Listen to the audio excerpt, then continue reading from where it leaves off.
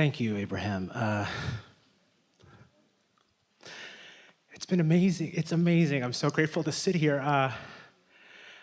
You sort of exploded into that moment. There was something about what just happened that got your juices flowing. Let's talk about it. So I've been meditating regularly. I found you and been listening like nonstop on YouTube. It's amazing to see you moving. It's not a photo of a landscape.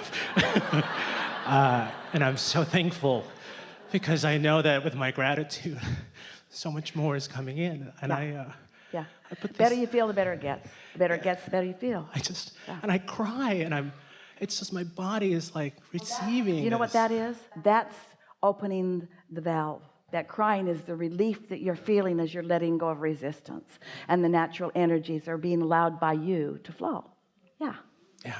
I did a 14-year marriage, and I sat in the car driving going, God, I need a sign. I'm doing the work. Do I stay? Do I leave? You know, a brick hit the windshield on my partner's side of the car. And I was afraid that, like, what does that mean? It wasn't a text that said stay or leave. It was just, you know, because I was afraid to own a bigger life. And now I am. And, you know, I put all these things on my vision board, and a bunch of them happened so quickly in my mind that I thought was so quick. Yeah. And they were like... A vision board's a sneaky way to let things happen because it feels like it's a game. And when you put things on it, it causes you to focus upon what you want, and then the universe kicks into high gear. And because you thought it was a game, you let them in. And then when you find the vision board buried behind the coats in the closet and you say, holy cow, everything on this vision board has happened. I was picking up pieces that fell off. I'm like, oh my God, that happened. Oh my God. And I got this, and here's this thing. So I want to stay in gratitude, this thing. And so from what you've heard, you came with some things going on, and then you listened intently as we've been talking here.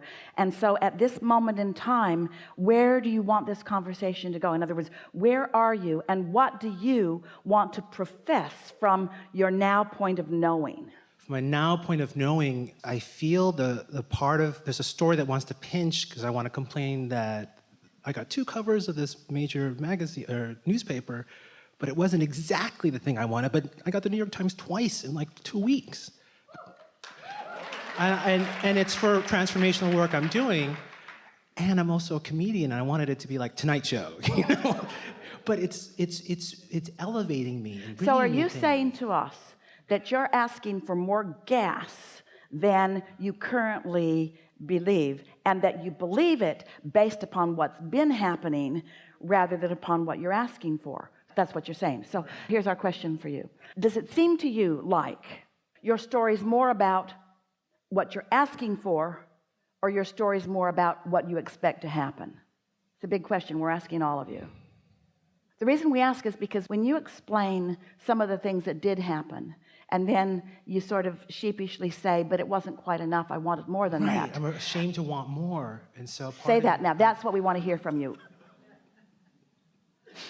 Well, we didn't mean to upset you. But I see the part of me that's shaming myself. That's like what I grew up with. Like, you should be thankful you have feet. You should be thankful you have water. My parents came from poverty in the Philippines. So I'm like, I should be thankful I have a view. I have 21 tennis courts. I've got all this abundance. And I live a comfortable life. I'm doing things that I love to do. And I want more, but I feel like I should just be happy and shut up. So let's talk about this. We're going to ask you to answer the question as best you can from the viewpoint of your inner being.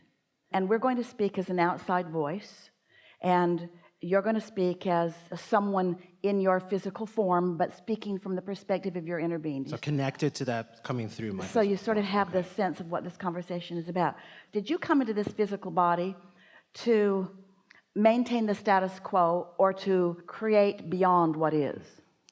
Way beyond. Did you come to regurgitate what other generations had created, or did you come to be a new generation? Yep, new generation. Did you come to rendezvous with the thoughts of your ancestors, or to rendezvous with the thoughts of your current co-creative partners? Yeah, co-creative partners. Did you come into this physical experience understanding that what was already there would incite within you awareness of improvement, or did you expect your involvement in what is to make you want to hold back from improvement? Did you expect this life experience to cause you to have thoughts of expansion or to have thoughts of holding back? Expansion. Now, you're speaking this from your physical perspective, but it certainly is what your inner being knows. When you came into this physical body, did you feel invincible or timid? In the body, I felt timid, but there's a part of... We're not talking to your body. We're asking you to look at it as best you can. We want you to extrapolate from what you know about your inner being to find these answers. Yeah, infinite. Did you expect when you came into this physical body to feel invincible or to feel timid? Invincible. When you came into this physical body, did you know your worthiness or did you come to prove it? Came to prove it. Right. Right. There's this conversation. What does your inner being say to you about it? Right. And what does, when you say I came to prove it, what does that feel like in your belly? I came to prove it? No, I came to live it. I came to be it. I came because I am it. And I came to live some diminishment in order to know that diminishment is not my path. I came as a leader of my people and lots of people's. I came to thrive, to teach through the clarity of my own example. I didn't come to cower and suffer and join the ranks of those who don't know. I came to thrive and prosper and be among the ranks of those who do know. I came to test the boundaries of the universe. I came to ask non-physical energy to flow in the direction of what I choose. That's how worthy I know myself to be. Yeah. So it's no wonder that when you come across a thought that I should not light up a fire feature, I shouldn't do it, that's asking a lot. It's 20 feet long and the flames are this high. It's like Disneyland. Not really. It's just so beautiful and it wastes gas. Nobody's cooking over it. It's not warming anyone. It's just out there in the atmosphere. It's there for only one reason: my pleasure. Do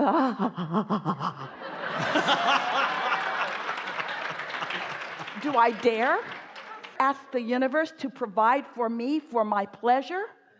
Oh, yes. Yes. You are here for satisfaction. That's why all the contrast exists. That's why the new ideas are born. That's why the energy flows. That's how the universe expands.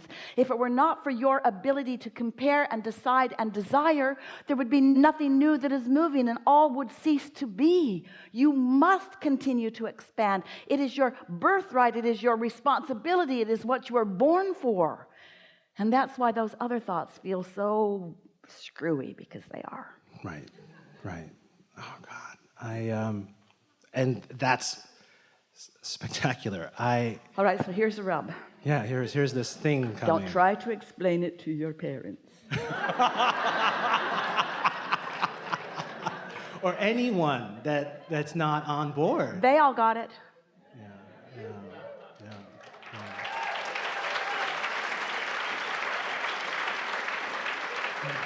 So we want you to adapt to your own guidance system and to the feeling of satisfaction. We want you to begin to identify and isolate what the feeling of satisfaction feels like, so that you can tell when you're on the right track and when you're not. Because if there are so many people clamoring to get you to not turn on your fire feature, just don't turn it on. Don't turn it on. But the potential of it is so real, but don't turn it on. It makes your house howl. Don't turn it on. Don't let yourself want that. That's too much to want. Right. Stop wanting so much. Stop wanting it. Good luck with that. You think, if Esther had said, okay, I'll just never turn that on, it's okay. Every day she'd look out there and she'd think, you should be on fire. You just look stupid. You look like a flower bed with no flowers. Maybe I could take the lava rock out and the pipes out and put dirt in and put flowers in it. Not now I've seen fire. It's called a fire feature. It's not called a fireless feature. It's not called a takes too much gas feature. It's not a I settled feature. It's not a I'll settle for less than I desire feature.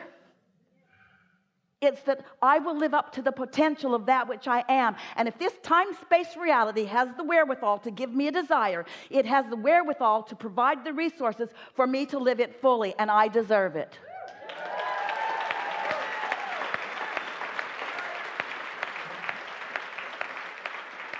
And you do, and you're just getting started, and oh wow. Enough? So this is a thing I think is in my shadow. How, in my new chapter, do I pursue relationships, whether they're casual? Do I create casual? Am I allowed to have casual relationships? Because now I feel like I'm clear. Everything that we just said to you, relationships is the only thing that's outside of that. You're allowed everything you want except with relationships. And with relationships, you must settle for things you don't want. Every relationship you have should suck from now on. And if there's anything that you think you really want, get over it, because you're not going to have it. Now, see how ridiculous that sounds? Yes. Oh my God. Thank you so much. Awesome. Thank you. Yeah.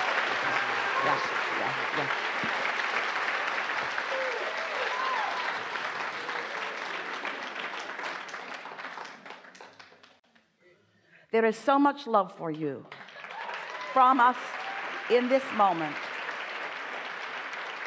Take it easy.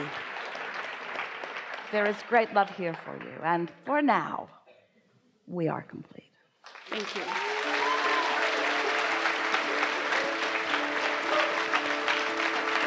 Yeah, good job. All right. Bye, guys. Thank you so much.